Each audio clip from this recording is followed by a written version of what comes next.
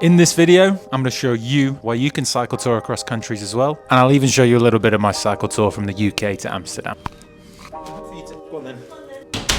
Let's go. But before the video starts, please remember to like and subscribe. Thank you! After I'd completed my 20,000 mile journey from Alaska to Argentina, I was lucky enough to visit Antarctica on a cheap last-minute cruise. I witnessed some stunning landscapes and incredible wildlife, and after 11 days on a boat together, I'd made some amazing friends as well. With my grand tour over and my trip to Antarctica complete, I returned home and made a vow to myself that I wanted to continue cycling as much as I could. 1, for my own health. 2, because I knew I could cycle tour everywhere now. See you later. And 3, for the environment as well. It's easy to slip into using a car to get around. So this vow meant whether I was nipping to the shops for food, visiting friends locally, or even seeing my family up north, I wanted to do it by bike. So when the friendship group that I'd made on the boat to Antarctica suggested we meet up in Amsterdam because we were finally all in Europe, I thought, well, I gotta cycle there as well, haven't I? I began planning for the journey, and in early August, I packed up my bike and bags and set off. So the bike is all packed up and ready to go. We're fully loaded for the first time in a long time, and I am very excited about this one. Let's get to it.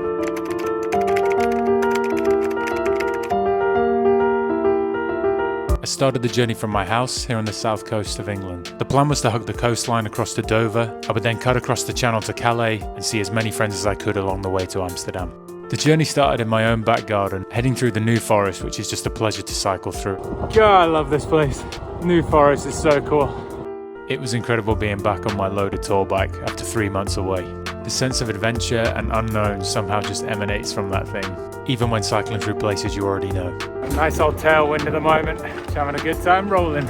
As the first day came to a close, I rolled into Brighton through Gay Pride and camped out at my friend Bruce's house, before continuing the next day, cycling alongside the South Downs. Last time I was South Downs was the middle of the Great British Escapades race. Nice to be back in a more chill capacity.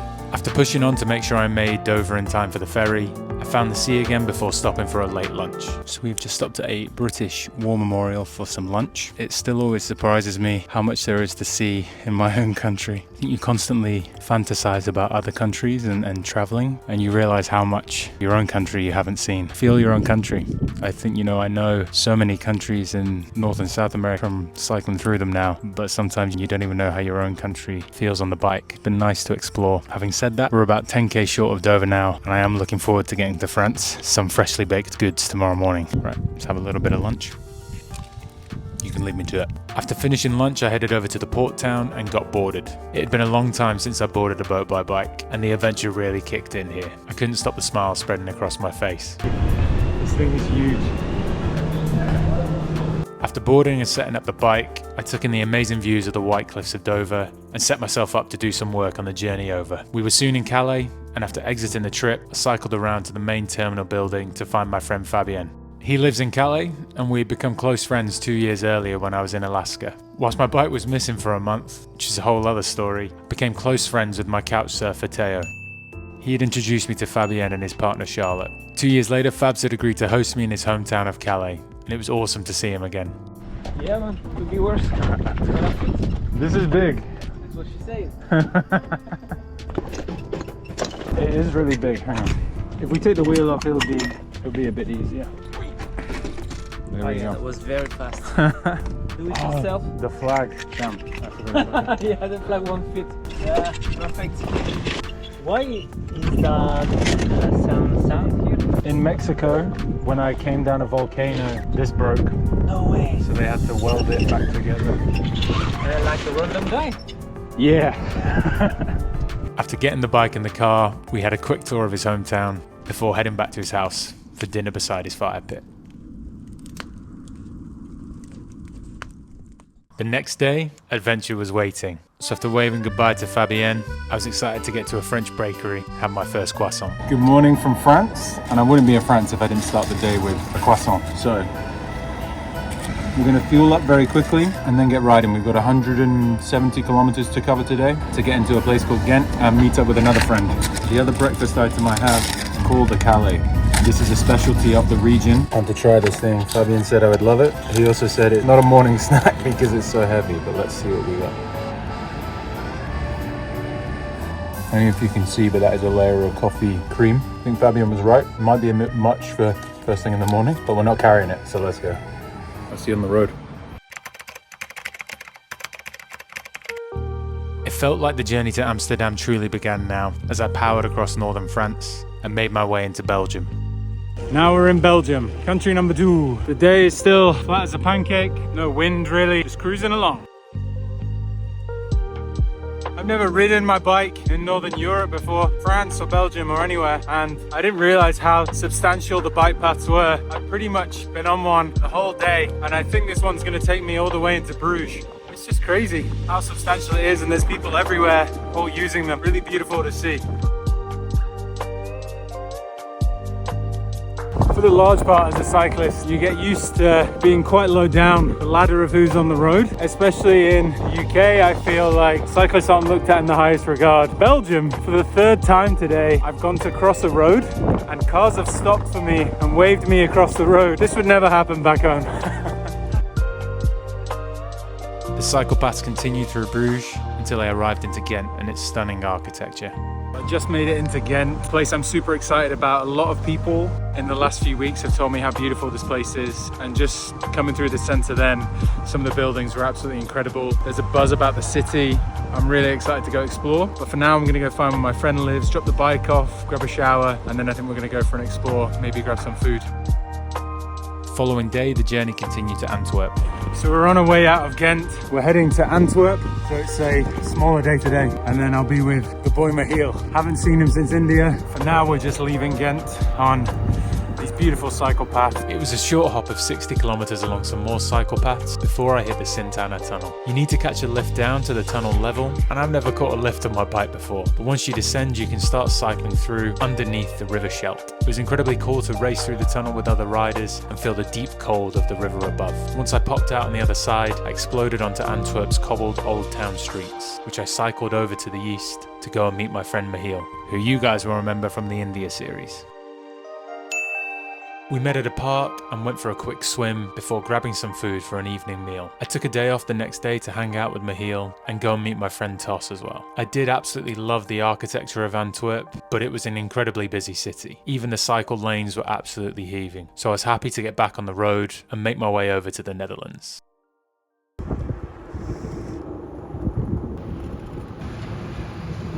We arrived into this campsite. The tent is set up outside. We've had a shower. We're extremely tired after the Belgian beers in Antwerp. So we're gonna make some dinner and then have an early bed. Instant noodles, tuna, peanuts. I think that'll do me. This is a pretty bland, sad looking affair, but I'm very tired, so you have to forgive me. I'm also very hungry, so I'm gonna tuck in. Right, let's go. I camped out in a family's garden in the small town of, I'm gonna butcher this name, I think it was Zwaluwe? Something like that. The family that I was camping with, so beautiful. They let you stay in their back garden, playing on the trampoline with the kids. And then as I went to say goodbye, little lad in Dutch said to his mum, "Big child is saying goodbye, I'll come." Because he didn't know my name, he was just calling me the big child, which I loved. With only 115 kilometers left to Amsterdam, I put my foot down through the flat landscape. The weather wasn't great, so I sheltered from the rain for a little bit in this coffee shop before hugging the canal paths all the way into Amsterdam. What's up, boys?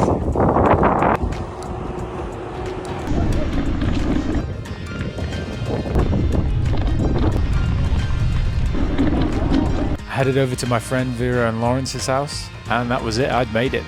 Hey, stay there. Coming down. I'll see you in a second, buddy. Yeah. Hello. How are we? Hello. Very good. You met. Oh no. Let's what up? Hey, buddy. Hey man, good to see you. You too. I originally met Lawrence and Vera in Cusco, Peru, in a beautiful little hostel. There was a bunch of cycle tourers all hanging out for a week or two. We became a little family, and I'd really been looking forward to catching up with the guys back Europe side for a while. It was a pleasure to stay with them and hang out for a few days, and we even got a chance to have a quick ride together to the north of Amsterdam, even if it was a bit windy. And of course I met up with my friends from Antarctica. We may have even had a little party.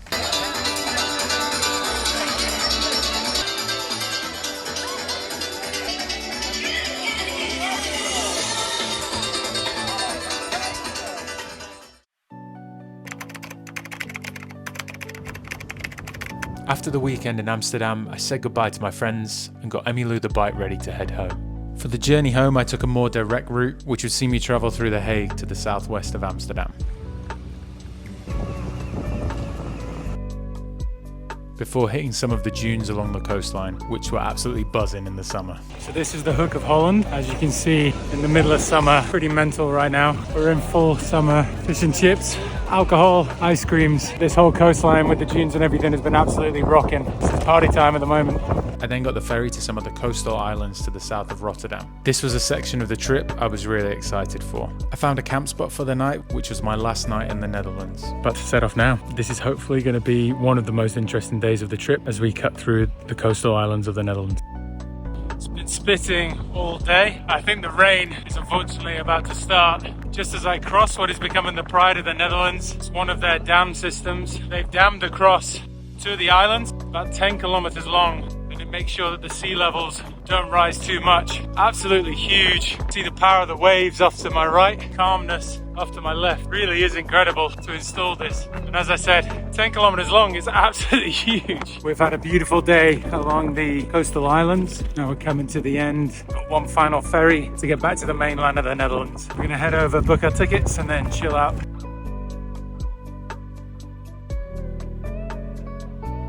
So we made it off the ferry. Now it's time to find a camp spot, but the wind is absolutely raging. I'm not sure how far we're gonna get, but Jesus, this is a headwind, rough one.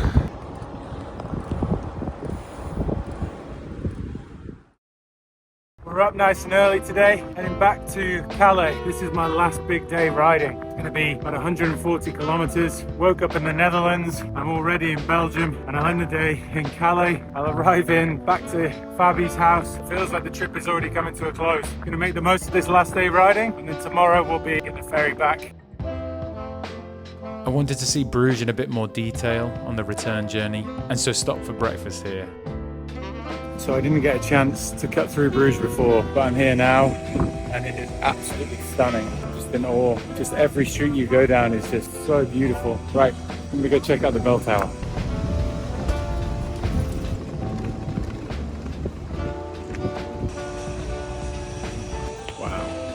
Again, the architecture was just incredible, and I stopped and sat down here for well over an hour just taking it all in. After that, the return leg was the same roads I'd used on the way in, but just with a headwind this time. I made full use of these roads, which I think are called Fietsstraats, and this shows you how protected cyclists are in Belgium.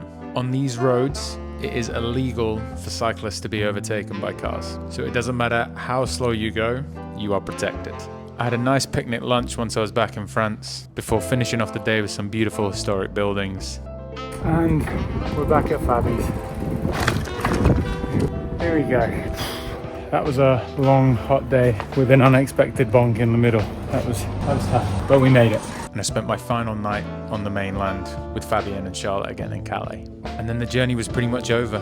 Packed up camp in the morning and headed over to the port once again before checking in and boarding the ferry back to the UK. We are through, heading towards the ferry. European trip is over. We head back. It's amazing. After Alaska to Argentina, I felt quite sad. And after this one, I feel quite sad. Just hard coming to the end of the trips, no matter how big or how long they are.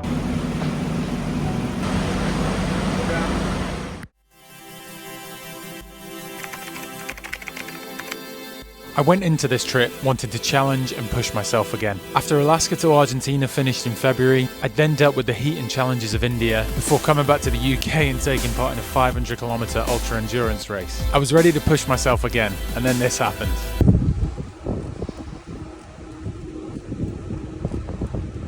As I set off from Calais, I realised this riding really wasn't challenging me. At first I increased the distance to make it harder, but for what? Then I started to slow down and just enjoy the riding a bit more. And I realised maybe this ride was here to remind me of the direction I want to take my social media in. To remind me, I'm here to empower others, to get out there on their bike and let them know they can cycle tour too. So here's what I learned. 1. The cycleways in mainland Europe are extensive. I'd never cycled in mainland Europe before, so I had no idea. But for the large part, the cycle pass took me all the way from Calais to Amsterdam, keeping me incredibly safe along the way. And not only that, provided some stunning views as well. 2. You can cycle tour on any bike. I learned this while cycling through the Americas, after seeing some people do tours on anything they could get hold of. And it's even more true in Europe. So don't think you need to spend a ton of money on a brand new bike. You don't need a spec'd out MTB, a bomb-proof tourer, or a carbon fiber road bike. As long as you're comfortable, you got somewhere to put your bags. 3. Europe's pretty stunning too. I was predominantly there to see my friends, and normally landscapes are my thing, but man, some of these cities just blew me away. The architecture was just insane. Bruges, Ghent, Amsterdam, I was just in awe. And some of the landscapes were pretty tasty too. And finally, number 4. If you want a cycle tour, you can. Tons of people along the way said to me they wish they could cycle tour, from seasoned bikers to complete amateurs. And I'm here to tell you, you can do it. As long as you want to, it is possible. And a ride from the UK to Amsterdam is the perfect place to start, because the riding is fairly flat and there's tons of rest stops along the way. So if you sat there at home wondering if you can do it, you definitely can. And I hope this video spurs you on to get out there on your bike. If not on a small tour, then maybe a weekend away, and if not on a weekend away, then maybe just nip out to the local shop. Just get out there and do it. And you know what to do. If you enjoyed this video, please like and subscribe, and I'll see you on the next one. Schmiles.